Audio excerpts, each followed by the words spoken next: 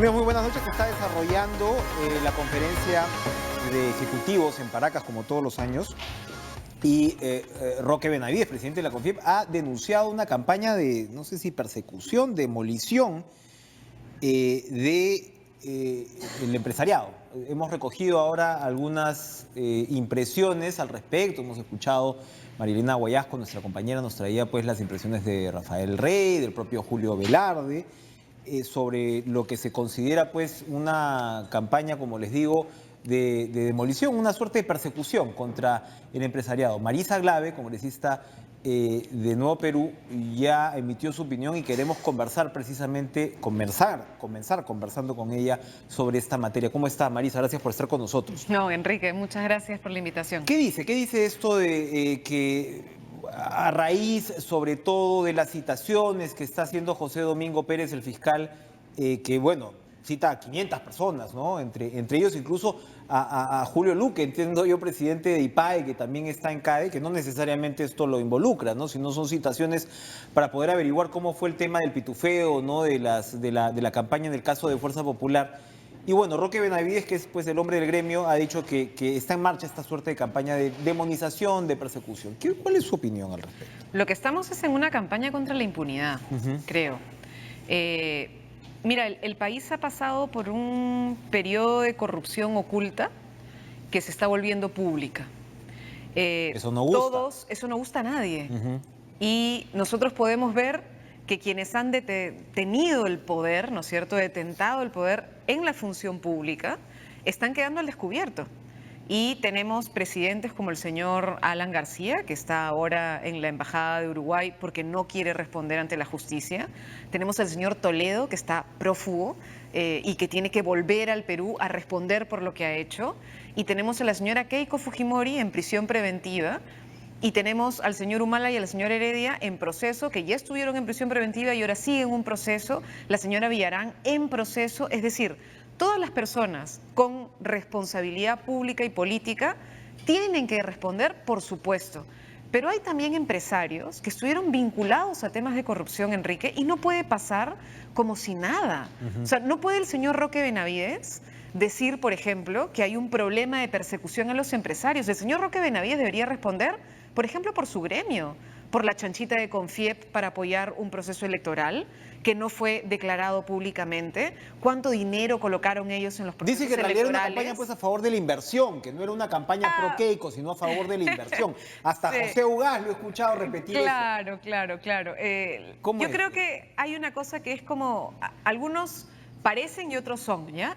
Pero sinceramente hay que tener dos dedos de frente para saber qué tipo de publicidad se hizo y para favorecer a quién, ¿no es cierto? Entonces, estos apoyitos... Esa publicidad tipo Pink Floyd, tipo Pink Floyd, es decir, para demonizar a un... Es como si yo te dijera, no compre Pilsen. ¿A quién estoy haciendo la campaña? O sea, es como, por favor, ¿no? Hay cosas que son clarísimas y además están asociadas a casos de corrupción y a temas que tienen que ser enfrentados. El ex vicepresidente de CONFIEP estuvo fugado durante 2 años y sigue hoy en un proceso complejo. Señor Valareso. Por el señor Valareso, por un tema de defraudación. Estuvo prófugo. O sea, 2 años prófugo. Y no tiene nada que decir CONFIEP sobre el rol de sus propios representantes o, por ejemplo, los señores del Club de la Construcción. Porque claro, lo de OAS, Odebrecht y todas estas empresas brasileñas, Camargo y Correa y compañía, ha sido grosero y asqueroso, pero tenían socios peruanos.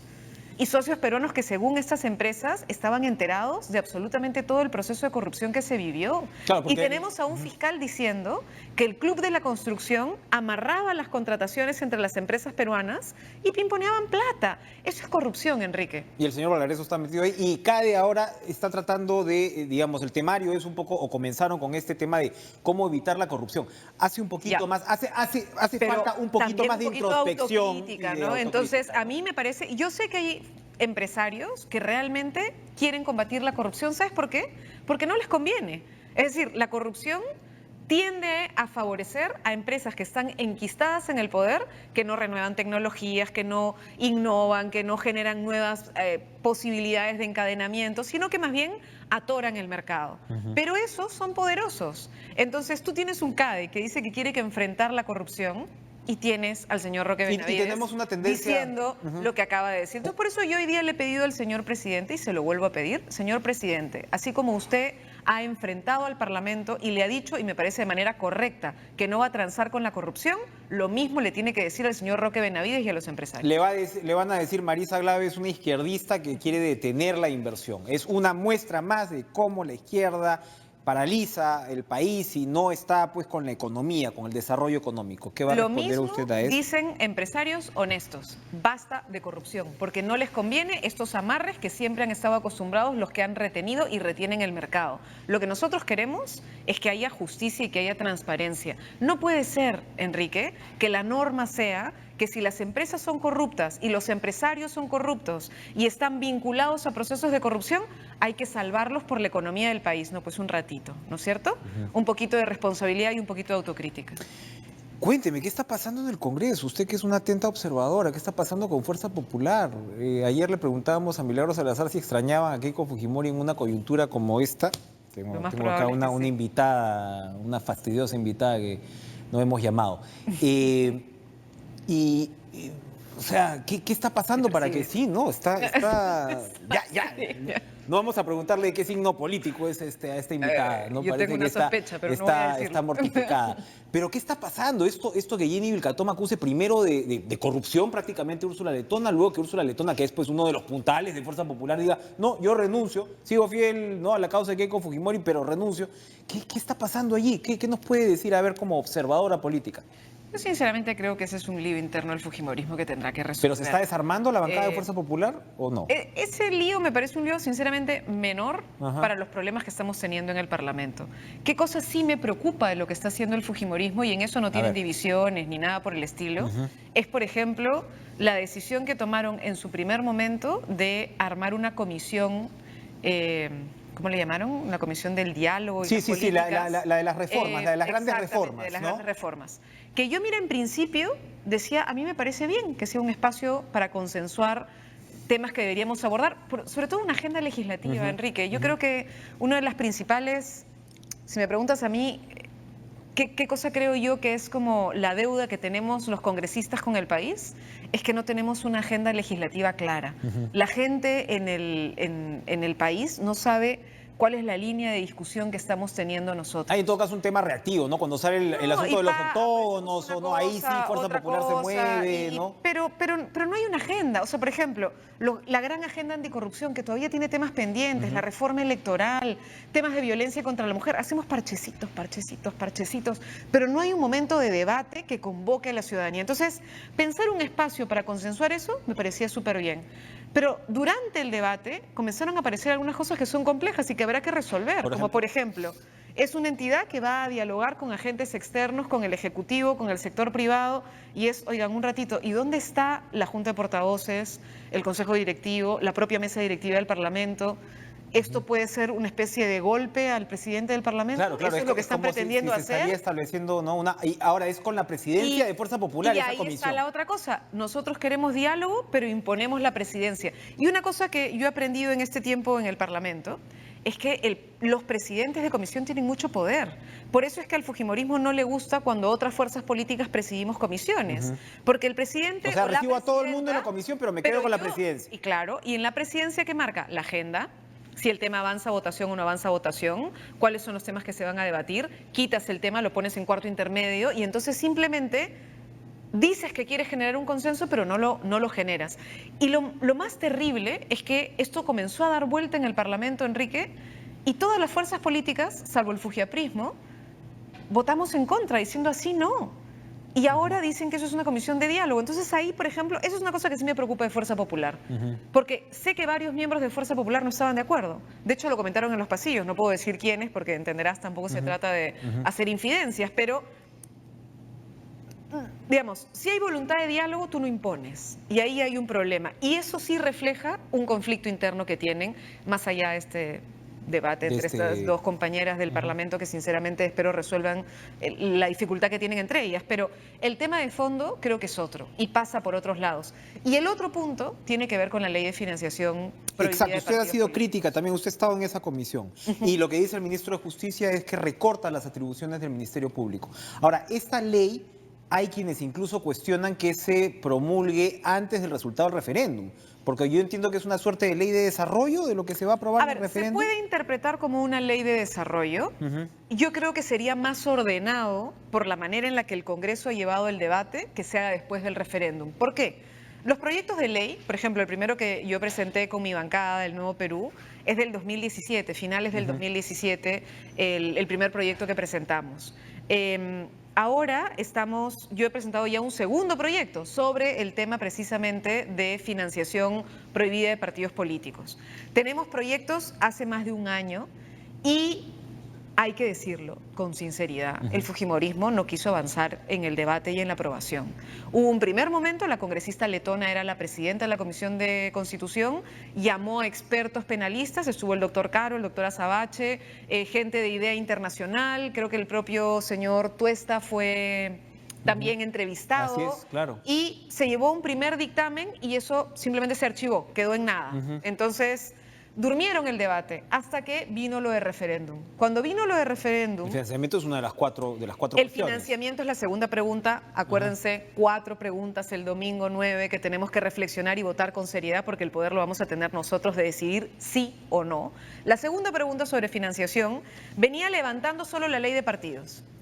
Y ahí se pudo abrir un debate muy rico, Enrique, sobre si eso era suficiente, es decir, si solo constitucionalizar lo que estaba en la ley era suficiente o si se podía mejorar. Y el propio Premier ha reconocido que el dictamen, que finalmente va a ir el voto el 9 de diciembre, se ha mejorado porque se han incluido 2 cosas.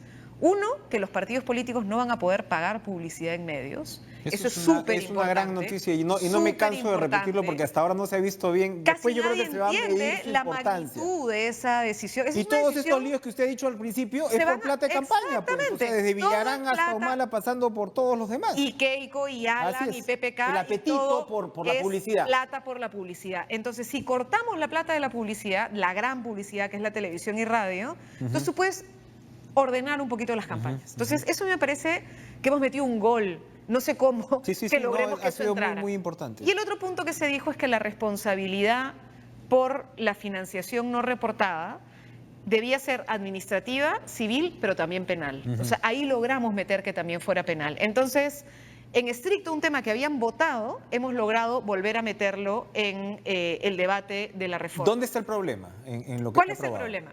Que la ley que se está trabajando ahora para ya penalizar tiene en la Comisión de Justicia 3 problemas, en la Comisión de Constitución mantiene 2 problemas. Los problemas, el diferencial es el de OMPE. El ministro, como tú dices, para que nos entiendan los que nos están viendo, los fiscales investigan de manera autónoma normalmente, la Constitución se los permite. Y ellos pueden decir, aquí hay sospecha de lavado de activos, aquí hay una irregularidad. Exactamente. Lo que se pretendía hacer en la Comisión de Justicia y también en la Comisión de Constitución, pero ahí logramos retirarlo, es que el fiscal no pueda hacer absolutamente nada si es que la OMPE no dice primero que es importante hacerlo. Y lamentablemente ya sabemos que la OMPE no tiene pues la mayor celeridad para investigar. Mira, el fiscal José Domingo Pérez tiene como uno de sus elementos el hecho de que hay funcionarios de OMPE que habrían estado formando parte de una organización criminal en el caso de los cócteles y la señora Keiko Fujimori. Entonces, ¿cómo vas a amarrarle las manos al fiscal a un informe previo de OMPE? Una barbaridad. Eso, menos mal, ya se logró retirar en la Comisión de Constitución. Yo creo que estamos avanzando. El debate ayuda, porque ayuda a la reflexión también y a ver qué cosa, eso ya se retiró. Pero ¿cuál es el Porque otro imagínate, punto? además, si está un Cabaza en la OMPE, o sea, nunca ibas a llegar a... Claro, jamás a ningún tipo de investigación de nada. Los fiscales iban a rebotar, digamos, y no iban a poder avanzar en nada, ¿no? Pero el segundo problema que tiene es que se sanciona al que recibe y al que da. Está bien, el que recibió la plata mal y el que dio la plata mal. Pero el que pide y el que ofrece no están incluidos. Vuelvo al caso. Imagínate, Enrique, que tú trabajas en una empresa. El dueño de la empresa le da y le dice al jefe de mi bancada, al señor Richard Arce, oye, que la bancada vote de tal manera. Tú me das la plata a mí y yo recibo la plata. Tú y yo vamos presos, pero mi vocero y el jefe de tu empresa no van, no puedes. O sea, o te manda un tercero, un cuarto, a un colaborador. No solamente es el que recibe y el que da, sino el que pide y el que ofrece. Entonces, eso no se ha incluido y eso está mal, porque sinceramente entonces no tiene sentido. Vamos a a ir sobre los que están en segundo lugar y no los del primer lugar. Pero el segundo problema, que es un problema grave, que hace poco el doctor Caro y la gente de IDEA Internacional han dicho con claridad, y me alegra que el ministro de Justicia también haya emitido un informe, es el problema del lavado de activos. Esto es un poquito técnico, pero hay que explicarlo con simpleza, ¿ya? Mira. Tú tienes tipos penales diferentes en el Código Penal. Hay un tipo penal que es el lavado de activos. Tenemos un decreto legislativo que dice, si yo cojo esta agua que proviene del narcotráfico, de la tala ilegal y lo que sea, y la meto a la economía, eso es lavado de activos, ¿ya? No importa cómo, yo puedo lavar activos a través de una empresa, de una ONG, de un proyecto social, de mi prima o de un partido político. Es decir, claro, distintas maneras de lavar activos. Plata ilegal que entra a la economía. Eso es lavado. ¿Qué es lo que no está tipificado hoy? Que la plata limpia, por decirlo de alguna manera, es decir, plata de fuente lícita, pero prohibida de ser recibida por un partido político, es recibida. ¿A qué me refiero? Imaginemos que tú eres candidato presidencial, ¿ya?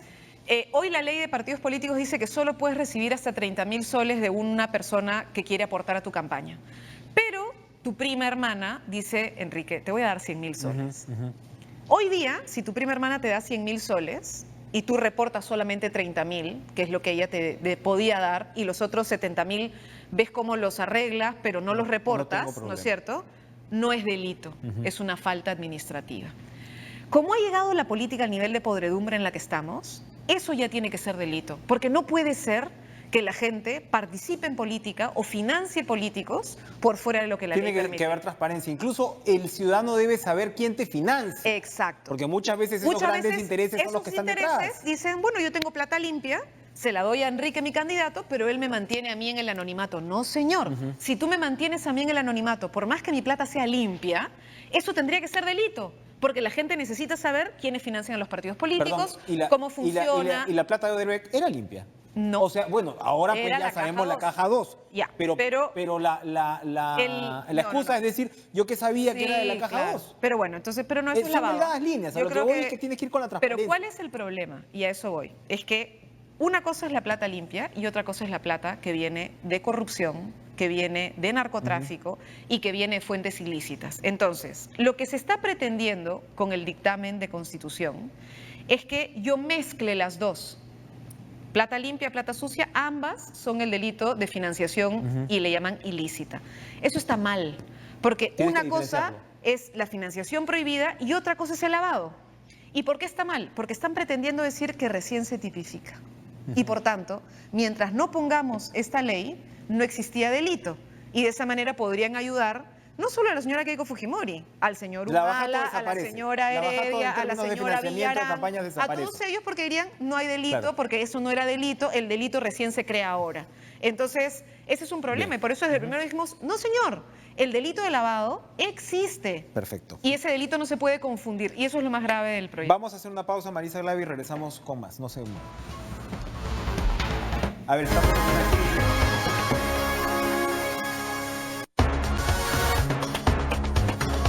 Bueno, entonces estábamos hablando con Marisa Glavi el tema del financiamiento, que es una de las preguntas del referéndum, pero hay otras más.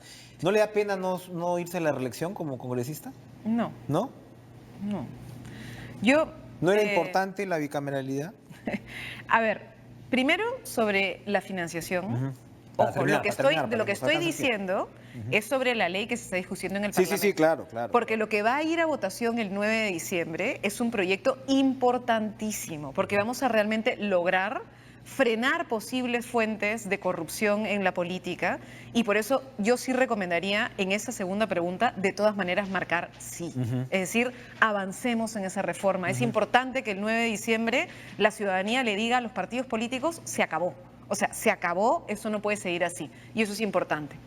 La primera reforma es sobre la Junta Nacional de la Justicia, que suena a la Liga de Superamigos, ¿no? Sí, la verdad es que el nombre quedó fatal, pero un elemento súper importante es que se ha incluido una disposición complementaria que va a permitir que la nueva Junta evalúe decisiones, ratificaciones, nombramientos del ex CNM. Eso es importante. Todos escuchamos al señor Inostroza Pariachi traficando con sentencias, ¿no es cierto? Diciendo que podía, por ejemplo, salvar a un violador de una niña de 11 años, una barbaridad. Bueno, El señor tenía una red de jueces y fiscales, todos esos nombrados por el CNM. Esta Junta tiene que poder ver esos nombramientos. Puede mirar esos nombramientos y definir si esos nombramientos son correctos, son incorrectos, siguieron el procedimiento. Y si no siguieron el procedimiento y habían problemas y hubo este tipo de, oye, amiguito, no sabes lo que me costó, tuve que bajar a 3 para poder subirte. Claro. Ya, si eso ocurrió, estos señores y señoras, espero, también mujeres, podrán revocar las decisiones. Entonces, por ahí también, por el sí de todas maneras. La número 1, vamos. Y la número 2 también el eso sí. es importante. La reelección. La 3 y la 4, la reelección. Nosotros en el Nuevo Perú hemos tomado la decisión como organización política votar sí. Y quiero explicarte por qué, Enrique. En una situación normal, es decir, imagináramos que fuéramos una democracia estable, con instituciones sólidas y no pasando por la crisis que estamos pasando, yo te diría que es una barbaridad prohibir la reelección. ¿Por qué? Porque tú tienes que apostar a la carrera política y a la estabilidad. Pero en este momento, Enrique, estamos en una crisis muy fea, muy fea. Y la sensación de la ciudadanía es que los políticos hacen lo que les da la gana. Y entonces, por más que esto vaya a suponer que gente de calidad, porque a mí me gustaría volver a ver a Indira Wilke en el Parlamento en la próxima elección, me gustaría ver a Manuel Dahmer en la próxima elección, me gustaría, ver a gente de otra bancada, a Alberto de Belaúnde, me gustaría volver a verlo en el Parlamento, con las limitaciones a Juan Cheput, porque tenemos discrepancias ideológicas si quieres, pero me gustaría que Juan esté nuevamente en el Parlamento. Pero sí creo que en este momento la ciudadanía está gritando. Que se va a tener que tragar en todo. Es un grito, ¿sabes? Es un grito que dice basta. Basta, sinceramente, más de esto no se puede. Entonces, sí vamos a votar sí por la no reelección. ¿Y la bicameralidad? Pero sí hay que decirle al presidente, antes de la bicameralidad, que hubiera sido mucho más potente que también pusiera una especie de prohibición de participación de los partidos políticos hoy existentes. Porque claro, yo retiro a los jugadores y voy a poner una banca a decir porque ustedes recién se van a inscribir. Igual, digamos, ¿no? Entonces, sí me parece, sinceramente, que esto no resuelve la crisis política. Va a marcar un giro importante, va a darle una señal a los políticos que es importante darla y por eso vamos a votar sí. Pero no resuelve la crisis. Un proyecto, bueno, no, el Congreso definitivamente no va a votar este Congreso que quieres que te diga.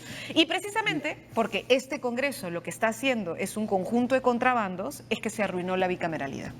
Y creo que eso es una pena. Y habrá que rescatarla en un tiempo, en todo caso. Yo creo que sí, desde una asamblea constituyente, como hemos dicho nosotros, ojalá que nos atrevamos a dar el paso hacia una nueva constitución. Esta está llena de parches y soluciones transitorias y ya necesitamos sentarnos a reflexionar como sociedad qué modelo de Estado queremos y qué manera queremos que se relacione con el mercado y con la gente. Nos queda un minuto y quiero hacerle una pregunta en la que he estado pensando en los últimos días desde el fallecimiento de Enrique Bernales, revisando el archivo, precisamente para hacer un obituario sobre Enrique. Llegamos a conversar acá hace algunos meses con Enrique Bernales, y esta es una pregunta, de herencia política. A mí me parece que la actual izquierda peruana tiene mucho más influencia de Javier Descanseco que Enrique Bernales. ¿Qué me podría decir, digamos, mirando hacia el futuro de la izquierda y sin, por supuesto, restarle los méritos a Javier Descanseco? Pues yo me siento muy orgullosa de Javier. Por eso, pero usted me confirma eso. Entonces, esta generación, por ejemplo, tiene mucho más influencia de Javier Descanseco que de la socialdemocracia, por ejemplo, que propugnaba Bernales. Yo creo que Enrique habría que mirarlo como un constitucionalista, que es lo que fue, y que intentó seguir sobre todo una lección más bien pedagógica. Él intentó, creo, después de pasar de ser senador y constituyente, ¿no es cierto?, en el 79, pasó más bien a una lógica de ser profesor, de acercarse más a los alumnos. Pero encarnó el cisma de la izquierda unida precisamente frente a Descanseco. Sí, claro, pero ese fue una etapa de la historia de la izquierda que yo sí lo veo como la prehistoria, si quieres. O sea, Enrique y Javier son gente a la que yo creo parte de la historia de la izquierda. Pero Bernales tomó la decisión de alejarse de la vida política y centrarse más bien, si quieres, en el debate institucional. Después del autogolpe, tampoco fue antes. Pues claro, pero después del autogolpe. Vamos, estamos hablando hace más de 20 años, ¿qué quieres que te diga? Y más bien, Javier se mantuvo en una vida activa política, ¿no? Entonces sí, yo, si quieres, como joven universitaria, estuve con el congresista Javier Descanseco en la universidad, luchando por el referéndum, por ejemplo, o peleando por cosas vinculadas a la recuperación de la democracia. A finales de los años 90 tuvo un rol muy activo en la movilización estudiantil y obviamente nos inspira muchísimo. Evidentemente es Pero un tema yo creo también que hay que generacional. rendirle también homenaje a Enrique Bernales y a lo que significó para el país un constituyente y un constitucionalista como él, ¿no? Muy clara su respuesta. Gracias, Marisa, por acompañarnos esta noche. Vamos a ir a una pausa. ¿Vamos a ir a una pausa o ya fue? Vamos a ir a una pausa. Pero ya despedimos a la congresista y regresamos con lo último de Cara a Cara. 12 horas.